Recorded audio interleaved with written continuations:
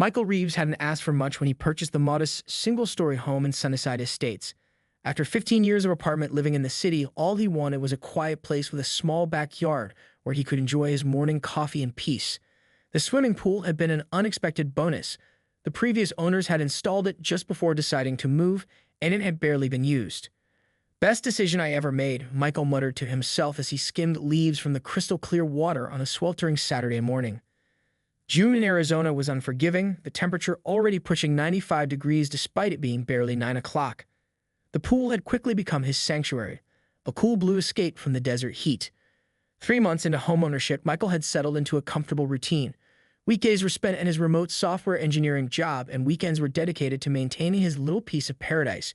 He'd even splurged on an expensive lounge chair that floated on the water's surface, allowing him to work on his laptop while partially submerged. It was heaven, until Eleanor Harrington arrived on the scene. Michael first noticed her at the monthly HOA meeting, a thin woman in her 60s with artificially auburn hair pulled into a tight bun that seemed to stretch her face into a permanent expression of disapproval. She sat in the front row, a leather-bound notebook open on her lap, documenting every word spoken as if gathering evidence for a future prosecution. "And I'd like to welcome our newest board member, Eleanor Harrington," announced Ted, the HOA president, a retired accountant with a penchant for golf shirts and awkward jokes. "Eleanor has graciously volunteered to head our Community Standards Committee." The room offered polite applause while Eleanor stood and surveyed the gathering with the calculated gaze of a general assessing troops before battle. "I'm looking forward to ensuring Sunnyside Estates maintains the prestigious reputation we've all worked so hard to establish," she declared, her voice carrying the practiced warmth of a frozen dinner. Michael thought little of it at the time. He paid his HOA fees promptly, kept his lawn neatly trimmed, and his house was painted in one of the approved shades of beige. Surely you have no reason to cross paths with Eleanor Harrington and her standards committee. That illusion shattered exactly 9 days later when Michael returned home from a grocery run to find Eleanor standing in his backyard, peering through his sliding glass door with her hands cupped around her eyes. "Excuse me," Michael called out, setting his shopping bags on the patio table. "Can I help you with something?" Eleanor started but quickly composed herself, smoothing non-existent wrinkles from her immaculate white capri pants. "Oh, Mr. Reeves, I was just conducting a routine inspection." "In my backyard? Without permission?"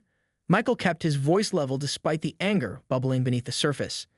"As head of the Standards Committee, I have the authority to inspect all properties for violations," she replied, pulling a small digital camera from her purse. "And I've noticed several concerning issues that need addressing immediately." Michael's eyebrows shot up. "Such as?" Eleanor consulted her notebook. "Your pool equipment is visible from certain angles. Section 7, Paragraph 3 of our community guidelines clearly states all pool equipment must be concealed behind appropriate landscaping. And this," she gestured toward his floating lounge chair, "this unapproved recreational equipment is a bright blue that is not on our approved color palette." Michael stared at her, momentarily speechless. "You trespassed onto my property to tell me my pool chair is the wrong shade of blue?" "I didn't trespass. I was conducting an official inspection." Eleanor smiled didn't reach her eyes. "You'll receive a formal notice of violation within 3 business days. I suggest you start addressing these issues immediately to avoid fines." As she brushed past him toward the side gate, Michael caught a glimpse of something else in her notebook, a crude sketch of his backyard with measurements and annotations. With growing unease, he realized Eleanor Harrington hadn't just peeked into his yard. She'd been making herself quite at home in his private space. And something told him this was only the beginning. The official violation notice arrived in Michael's mailbox exactly 3 business days later, just as Eleanor had promised. He flipped through the 5-page document with growing disbelief. In addition to the unapproved aquatic recreational equipment and improperly concealed pool apparatus, Eleanor had added 3 more violations she hadn't even mentioned during her backyard ambush. Excessive water reflection, apparently his pool was too clean, unapproved patio furniture arrangement, and most absurdly, non-regulation ambient noise levels from his pool filter. "This is insane," Michael muttered, tossing the notice onto his kitchen counter. Each violation carried a $75 fine, totaling $375, with an additional $25 per day for each unresolved issue after the 2-week grace period. Michael immediately fired off an email to Ted, the HOA president, questioning the validity of the violations and, more importantly, Eleanor's authority to enter his property without permission. Ted's response came later that evening, a masterpiece of bureaucratic non-commitment. "While we appreciate your concerns regarding inspection protocols, the board has granted the Standards Committee broad discretion in enforcement matters. We encourage all residents to work cooperatively with committee members to ensure our community maintains its distinctive character. Translation: Eleanor had the board wrapped around her finger, and Michael was on his own. The following Saturday, Michael was eating breakfast when he noticed movement in his peripheral vision. Turning toward his sliding glass door, he was stunned to see Eleanor once again in his backyard, this time with a measuring tape extended across his pool deck. She wore the same white capri pants paired with a coral blouse and an oversized sun hat that made her look like she was headed to the Kentucky Derby rather than snooping around someone's private property. Michael nearly knocked over his chair as he rushed outside. "What do you think you're doing?" he demanded, not bothering to hide his anger this time. Eleanor didn't even flinch. Documenting the continuing violations, she replied calmly, making a note in her ever-present notebook. "I see you haven't made any of the required modifications, because they're ridiculous, and you can't just walk into my backyard whenever you feel like it. That's trespassing." Eleanor's thin lips curved into what might generously be called a smile. Actually, if you read your HOA agreement more carefully, you'd know that the Standards Committee has right of access for inspection purposes. Section 12, paragraph 7. "That doesn't mean you can come without notice or permission," Michael countered, though a seed of doubt had been planted. Had he missed something in the mountain of paperwork he'd signed during closing? Notice was provided in the violation letter. "I'm here for the follow-up inspection." Eleanor snapped her measuring tape closed with a flick of her wrist. "And I'm disappointed to report that not only have you failed to address the previous violations, but you've added a new one." She pointed to a small wind chime hanging from his patio cover, a housewarming gift from his sister. "Unapproved auditory decoration." Section 9, paragraph 2. Michael felt a vein pulsing in his forehead. "Get off my property. Now. I'll just need a few more measurements." "Now," Michael repeated, his voice low and dangerous. Eleanor pursed her lips, tucking her notebook into her purse with deliberate slowness. Hostility toward committee members. That's Section 15, paragraph 4, another violation. After she left, Michael spent the next hour pacing his living room, alternating between rage and disbelief. He moved to Sunnyside Estates for peace and quiet, not to be harassed by a power-hungry busybody with a ruler and a grudge. He called a lawyer friend who specialized in real estate, who confirmed his suspicions. While the HOA might have inspection rights, they couldn't enter without reasonable notice and certainly not repeated surprise visits. "You could file for a restraining order," his friend suggested, "but honestly, these cases get messy and expensive. HOAs have deep pockets for legal battles." Michael thanked him and hung up, staring out at his backyard. The pool sparkled in the afternoon sun, its surface disturbed only by a gentle breeze. His sanctuary had been invaded, and the thought of Eleanor returning, measuring, documenting, judging made his skin crawl. That evening, as Michael floated in his unapproved blue lounge chair, sipping a beer and watching the sunset paint the sky in shades the HOA would certainly find objectionable, an idea began to take shape. If Eleanor Harrington was so determined to inspect his pool area, perhaps he should make it more interesting for her. "You're sure this won't cause any permanent damage?" Michael asked, watching as Brandon carefully mixed the final solution in a large plastic bucket on Michael's patio. "Positive. It's essentially a modified polymer sealant with some additives," Brandon explained, stirring the clear liquid that looked innocuously like water. "Once applied, it creates a hydrophobic surface that's completely invisible when dry.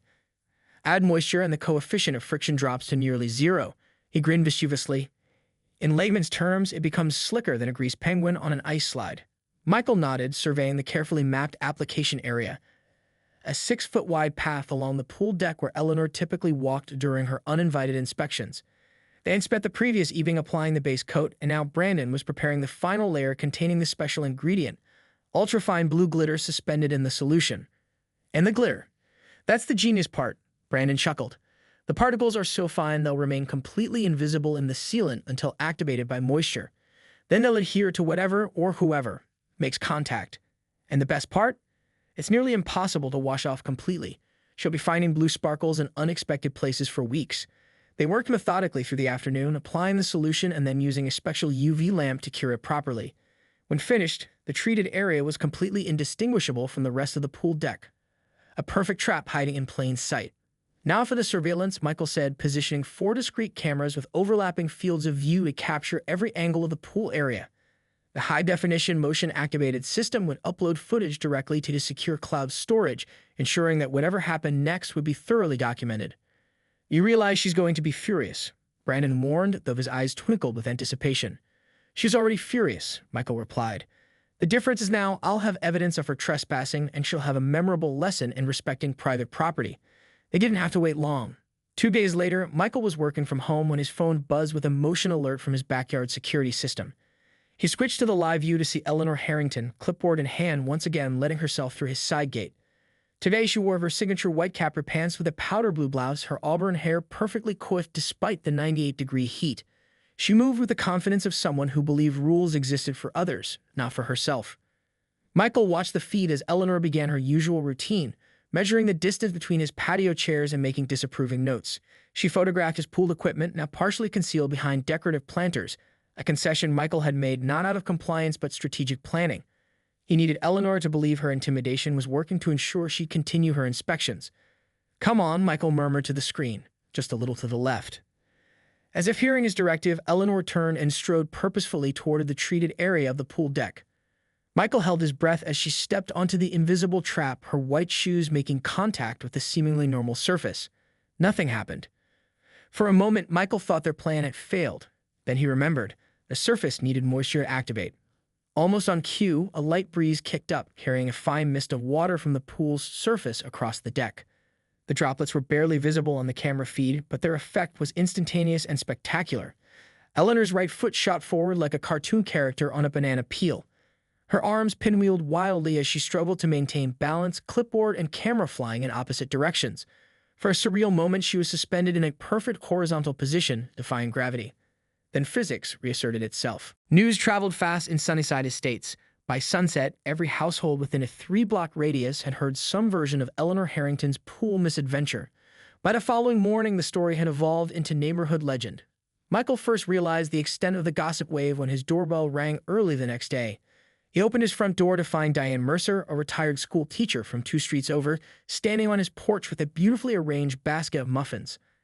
"I baked these for you," she announced, her eyes twinkling behind cat-eye glasses. "Blueberry, of course." Similar offerings appeared throughout the day: a blue velvet cake from the Rodriguez family, a bottle of something blue raspberry vodka from the young couple in the corner lot, and Michael's personal favorite, a handcrafted card from 10-year-old Zoe Wilson, featuring a crayon drawing of what appeared to be a blue stick figure flailing a pool with the words, "Thank you for making the mean lady sip hair KLI," written in careful block letters.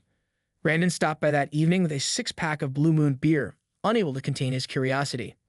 "So, any fallout yet?" he asked, settling into Michael's patio chair at a safe distance from the still active slippery zone, which Michael had now properly roped off with actual caution tape. "Nothing official," Michael replied, taking a long sip of his beer. "But the support from neighbors has been unexpected."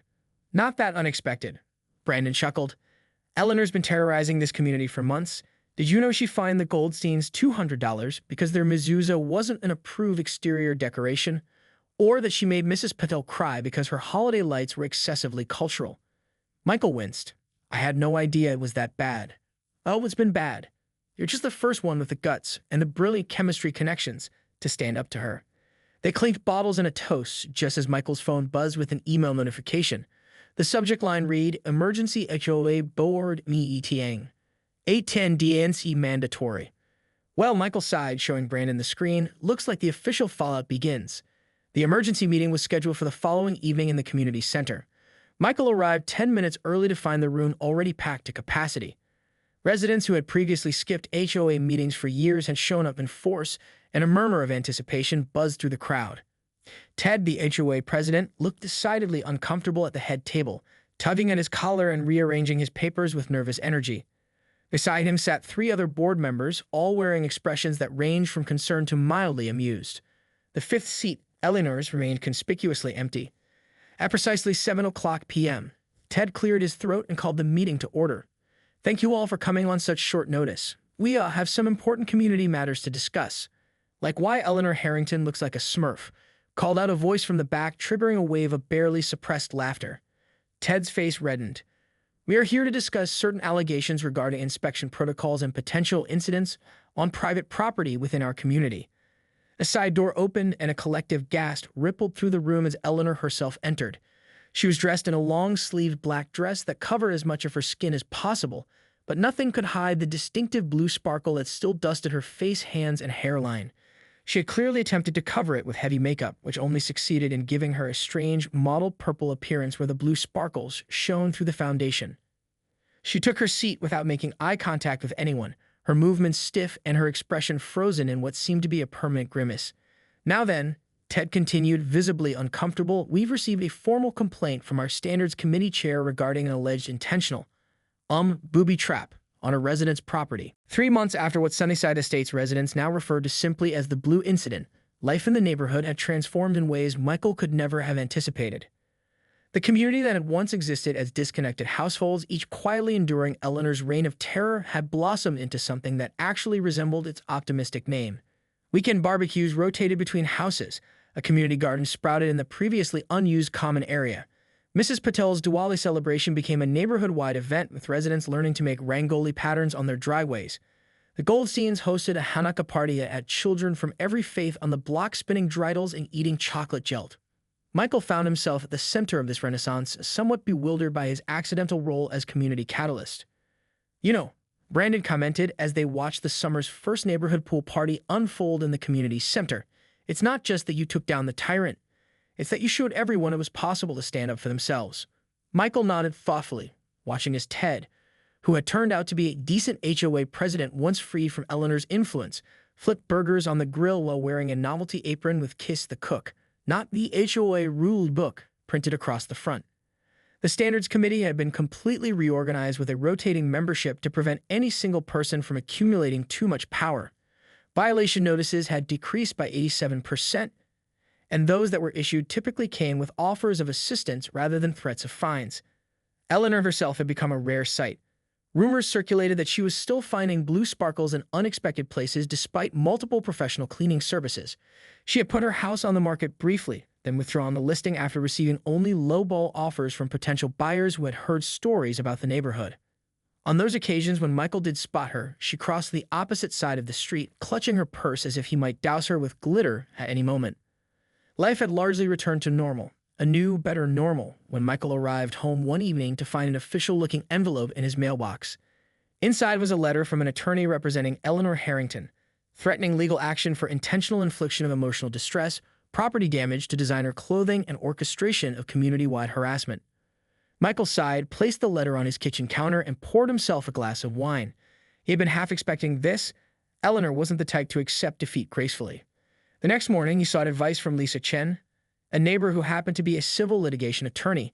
She reviewed the letter over coffee at Michael's kitchen table, occasionally chuckling as she read. "This is mostly bluster," she concluded, setting the letter down. Her claims would be extremely difficult to prove, especially given the documented evidence of her trespassing. But legal battles, even frivolous ones, can be expensive and draining. "So what do you suggest?" Michael asked. Lisa tapped her finger thoughtfully against her coffee mug. "Fight fire with fire, or in this case, bureaucracy with bureaucracy. Eleanor respects only one thing: rules and paperwork. So let's give her more than she can handle." The plan they developed was deceptively simple. Using the HOA bylaws that Eleanor knew so well, they submitted formal requests for every document related to every violation notice she had issued during her tenure. They filed official appeals for each of Michael's supposed violations, each requiring separate review meetings. They requested complete inspection records, documentation of Eleanor's training and qualifications, and detailed evidence supporting each of her findings. In essence, they buried Eleanor in the very bureaucratic machinery she had weaponized against others. 2 weeks later, Michael was tending to his garden when a sleek black Mercedes pulled into his driveway. Eleanor emerged, looking significantly less blue, though notably more tired, clutching a manila folder. Michael straightened, garden shears still in hand, and regarded her warily from behind his newly installed and fully HOA-compliant decorative fence. "Ms. Harrington," he greeted her neutrally. "This is a surprise.